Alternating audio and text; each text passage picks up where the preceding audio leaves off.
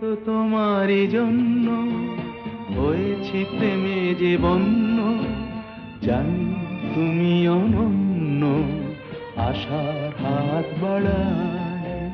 যদি কখনো একান্তে চেয়েছি তোমায় জানতে, শুরু থেকে শেষ প্রান্তে ছুটে ছুটে গেছি তাই।